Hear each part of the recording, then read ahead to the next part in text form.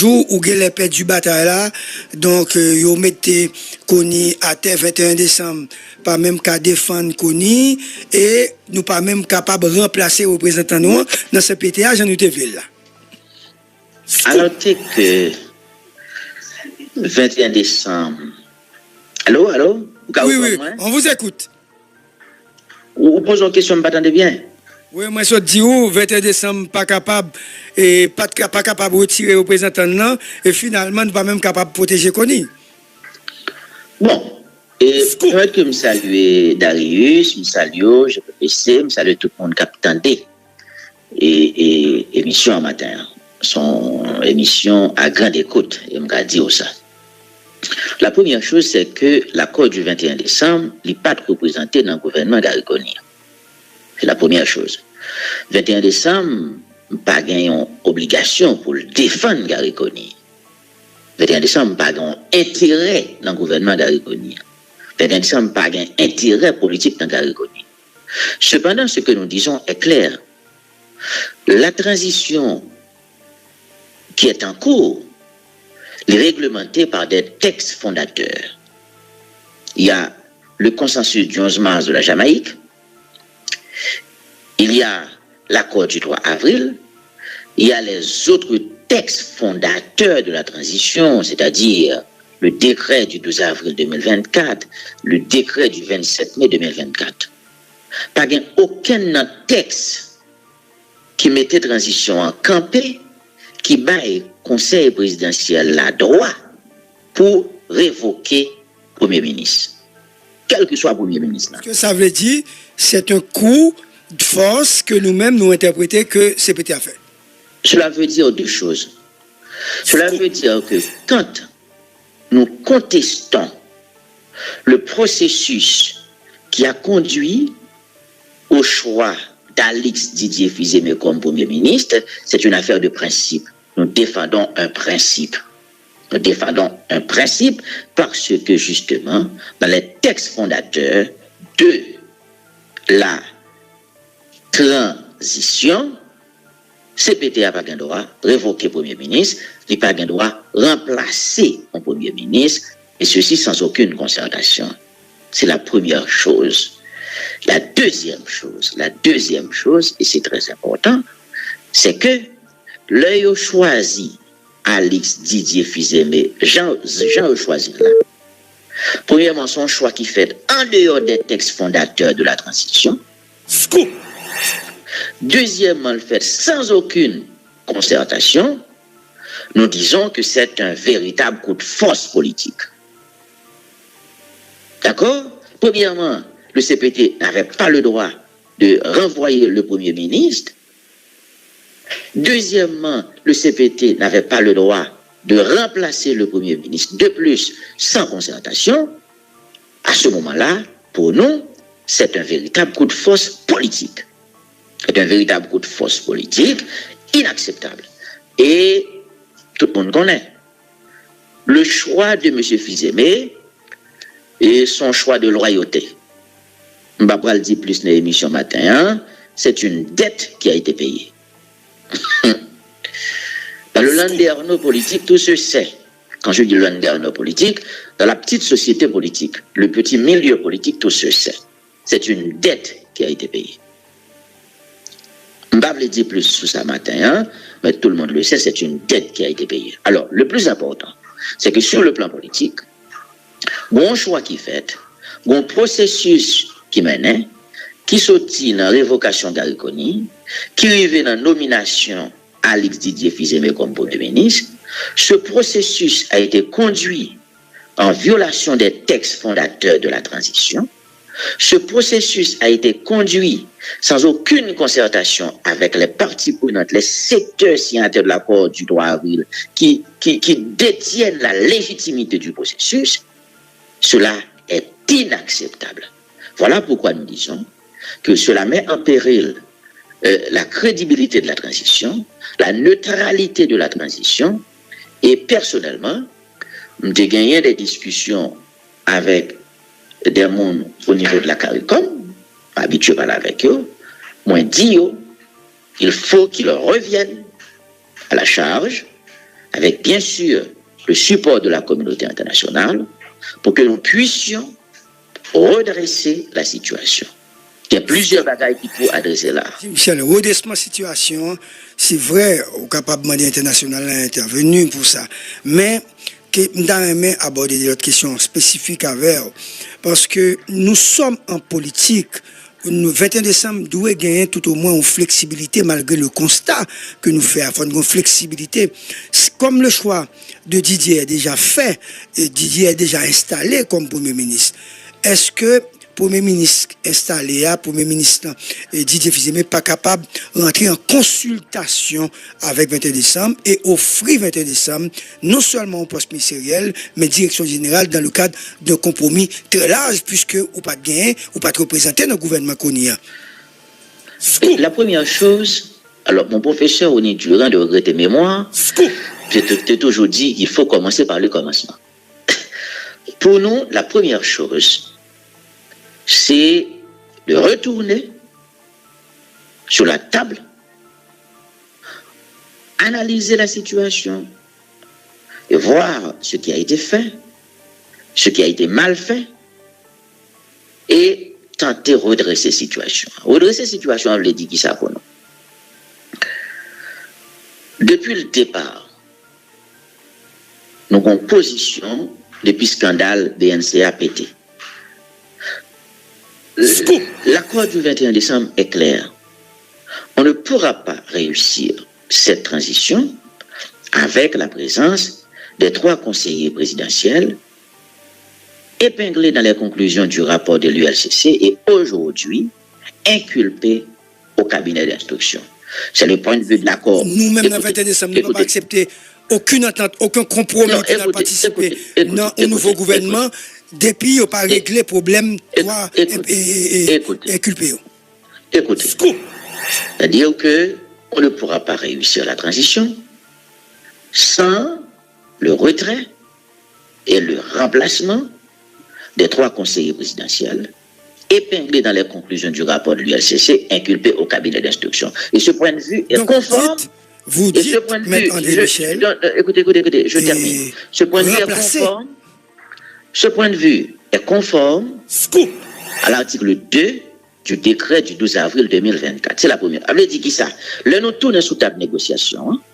La première chose qui va être adressée, c'est le dossier des 3 conseillers présidentiels désormais inculpés au cabinet d'instruction. Michel, je dois vous confier que si c'est ça que 21 décembre gagne comme outil pour la discuter, Didier n'a pas de capacité pour l'aller, comme on parlait de dette, il y a un monde qui gagne dette, c'est un monde qui baille Didier pouvoir, et vous te comprenez, vous te connaissez, moun ça, papa vient essayer, mettre moun qui mettait le sous pouvoir en difficulté, donc ou déjà pas venir sous table négociation. Attendez. Ça, c'est la première chose. La première chose, écoutez. Entendez. La première chose, le dossier des 3 conseillers inculpés au cabinet d'instruction, il faut que cela soit, faut nous évacuer ça le plus vite possible. La deuxième chose, c'est les conditions de la nomination de M. Alix Didier Fils-Aimé. Cette nomination a été faite en dehors des textes fondateurs de la transition. Cette nomination a été faite sans aucune consultation avec les parties prenantes qui détiennent la légitimité du processus. Et il m'a dit, je pensais que dans un avenir pas trop lointain, avant longtemps, les discussions vont reprendre. Et ces 2 questions seront sur la table. Moi-même, moi dit, on carré comme eux, ils ont une grosse responsabilité dans ce qui va passer là. C'est eux qui ont conduit le processus de médiation qui menait à formule ça. Et ils ont une responsabilité pour retourner sous table discussion avec les parties prenantes pour redresser la situation le plus vite possible. Et redresser la situation. Et président et CPTA, li attaqué monsieur CARICOM ou qu'on n'est pas du tout tendre avec eux. Donc CARICOM, même policier, il ne doit pas voir encore suite à dernière rencontre et dernière prise de parole, échange qui pas du tout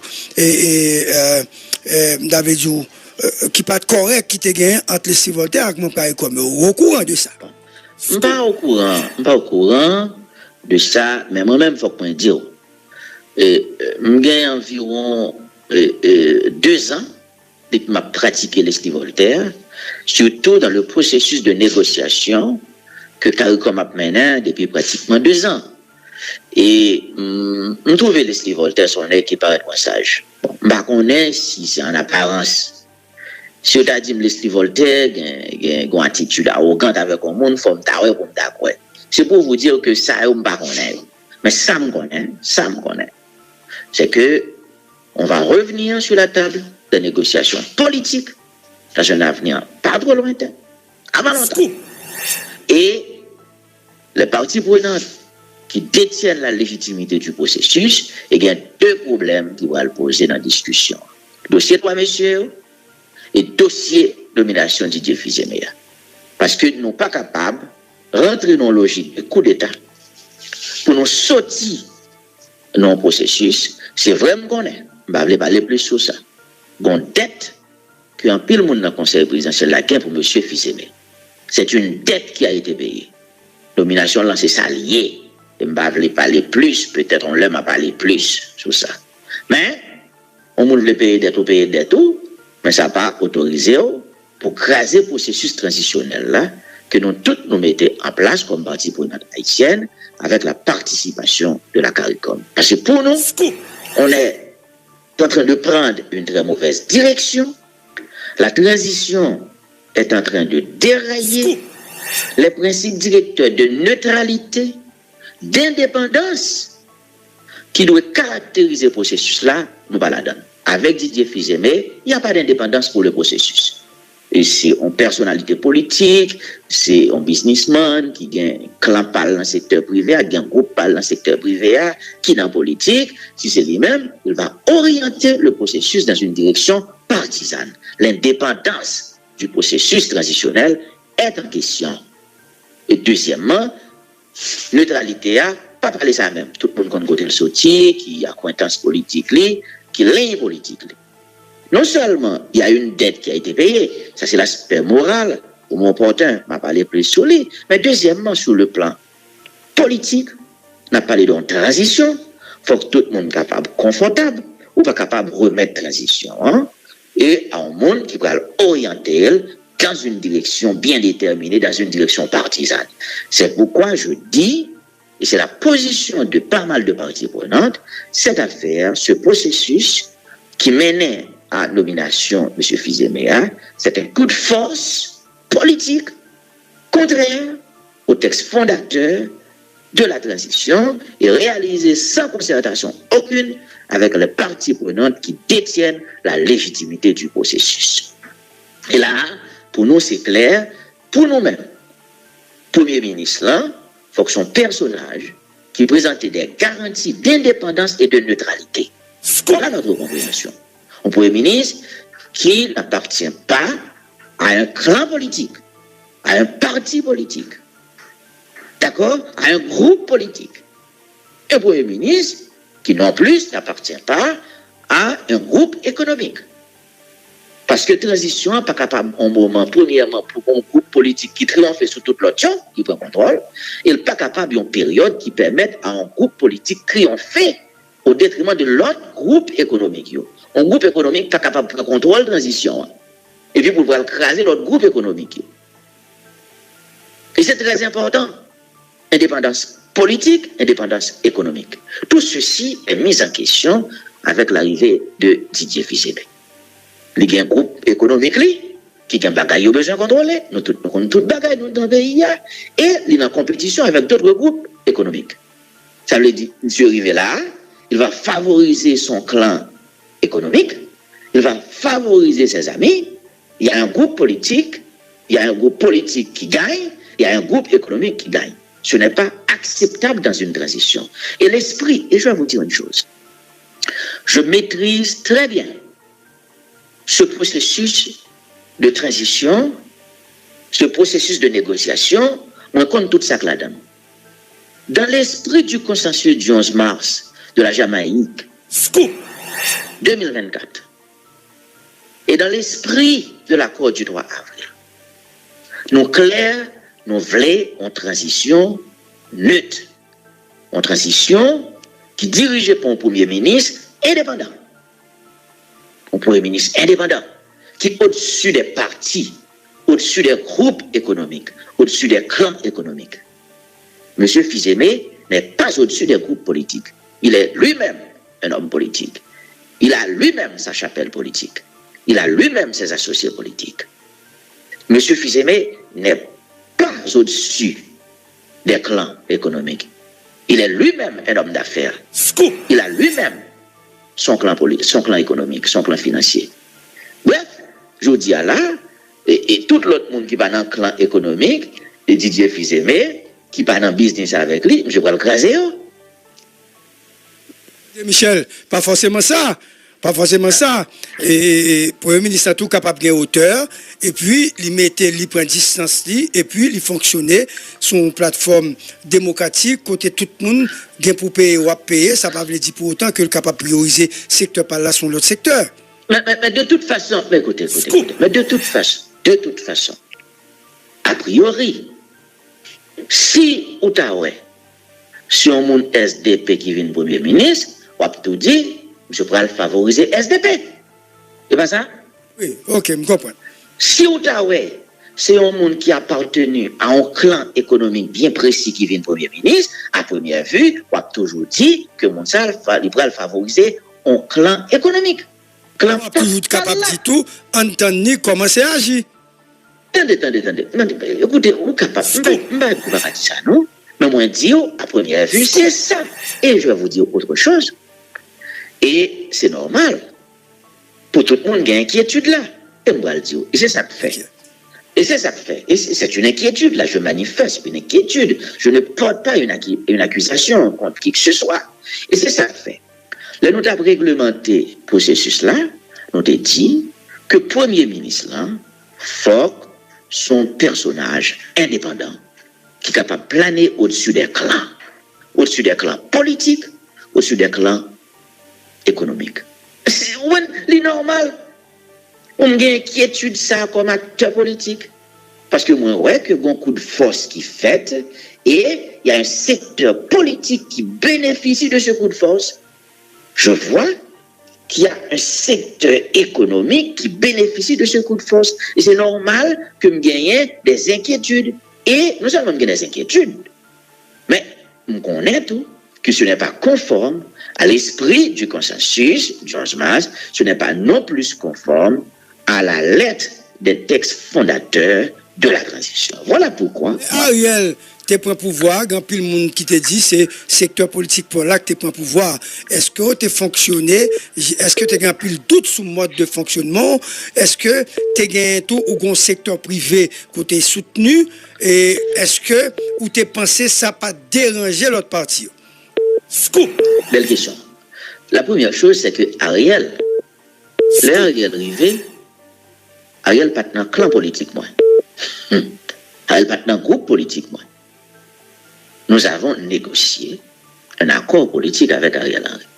Mais la vérité, c'est que Ariel Henry, c'était fait preuve de dépassement de soi. On est capable de reprocher Ariel tout ça, et elle a fait preuve de dépassement. Il n'a pas laissé aucun clan politique prendre contrôle de l'espace pouvoir de côté. Il n'a pas quitté aucun clan économique prendre contrôle du pouvoir. Et c'est une raison qui va faire que il y a des groupes économiques, même si je ne vais pas besoin de citer des noms, ce n'est pas nécessaire, qui pourraient faire une grosse alliance avec Gangyo pour créer chaos dans le pays en fin 2022 et pour créer conditions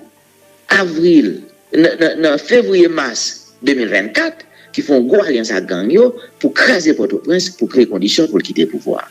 Ariel Henry avait refusé de s'engager dans une politique de clan.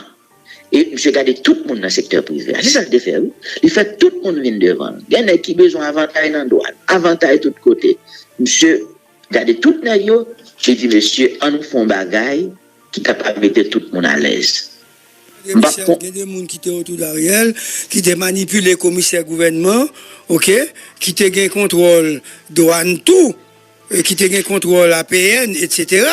Ça veut dire qu'il y a des gens qui ont fait manipulé le commissaire et même si c'est pas tout, même André Michel, et il y a des gens qui étaient fait un pile bagaille, oui, parce que il y a des gens qui étaient tellement fait des bagailles, si c'est pas bon juge d'instruction, il y a des gens qui nous connectent en prison, oui, parce que qui passe le commissaire gouvernement l'ordre, oui. De deux bagages. La première chose, c'est que moi-même, ça me connaît. Et ça, tout le monde, ouais. Ariel Henry au pouvoir, monsieur organisé. Ariel, mais de certaines personnalités proches. Ariel Henry au pouvoir, il fait tout le monde paye taxes, tout le monde paye la douane. Et si ça fait l'État te ramasser tout comme ça, c'est la première chose. Pas de bien passe pour qui. Deuxièmement, dans tout pouvoir politique capable de cette zèle. Non. Ouais. Non. Écoutez, dans tout pouvoir politique, dans toute entreprise politique, dans toute entreprise quelconque capable de gagner cette zèle. Moi-même dans la radio, ce qu'on peut faire, on doit gagner cette zèle. Ok? C'est-à-dire que ça capable de faire des gens qui font excès, etc. Mais c'est clair, Ariel Henry avait fait l'effort de gérer le pays dans la sérénité. Il a fait l'effort, ça il faut le reconnaître. Alors, nous-mêmes. Qui est-ce qui dit que Alex Didier Fils n'avait pas fait un effort pour gérer même dans cette même sérénité, puisque c'est hier seulement installé? Écoutez, je n'ai pas de problème avec M. Fils-Aimé, même si je ne sais pas qu'on est Didier Fils-Aimé assez, mais je connais son père. J'ai été, pour l'histoire et pour la vérité, j'étais encore au lycée. J'avais beaucoup de sympathie pour son père. Je vois son militant, qui a des convictions, mais Alex m'a fréquenté. Mais papa, il a pile et sympathie. Alex tout? Papa, c'est des boulons. Et boulons, nous te connaissons. Mais boulons? Oui, c'est boulons. Homme de gauche. Oui, Alex, excusez-moi, oui. Gauche, attention, hein? Mais pas n'importe nègre. Et puis, pour qui ça, proverbe ça, pas qu'à valable pour lui, tel père, tel fils? Écoutez, mon cher, on va transmettre valeur. Valeur, ça, on va transmettre. Papa, écoutez, vraiment, on va transmettre. Alors, pas qu'on est Didier assez, pas qu'on aime vraiment, pas qu'on protéger une valeur sur lui. Mais ça me dit, je dis deux choses. La première chose, c'est que le processus qui a conduit à sa nomination, c'est un coup de force politique. Et ce coup de force politique a été réalisé sans concertation aucune avec les secteurs qui détiennent la légitimité du processus, et ça a été fait en dehors des textes fondateurs de la transition. La deuxième chose, moi j'ai des inquiétudes en ce qui concerne les garanties relatives à la neutralité de la transition, à l'indépendance de la transition, parce que M. Fils-Aimé n'est pas un homme indépendant, tout le monde le sait, c'est un homme politique, il a son clan politique et il a aussi son clan économique. Maintenant, qu'est-ce que je dis pour finir? Je sais que à cette phase, il faut toujours continuer dans la dynamique de dialogue, les parties prenantes, avec la médiation